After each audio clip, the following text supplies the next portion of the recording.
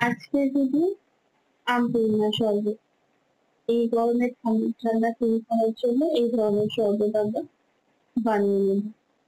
দিয়ে দেবো আম আর পুদিনা পাতা, দিয়ে নেবো একটা মিক্সির জার, তার মধ্যে দিয়ে দেবো পুদিনা পাতা, সাথে দিয়ে দেবো কুচি করা আম, দিয়ে দেবো একটু লবণ, দিয়ে দেবো ভেজে রাখা জিরে গুঁড়ো, আর দেবো পরিমাণ মতো জল।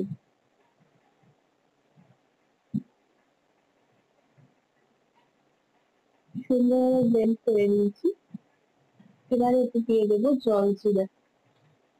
এই জলজিরা আমরা ছোটবেলা থেকে এমন কেউ নেই যে খাইনি, প্রায় সবাই কম বেশি এই জলজিরা খেয়ে। জলজিরা দিয়ে দিয়েছি, ব্যাস। এবারে একটা গ্লাস নিয়ে নেবো, ঠান্ডা ঠান্ডা গরম দিয়ে পরিবেশন করবো। পরবর্তীতে আইস কিউব দিয়ে দিবো, এবারে দিয়ে দিবো আম পুদিনার শরবত।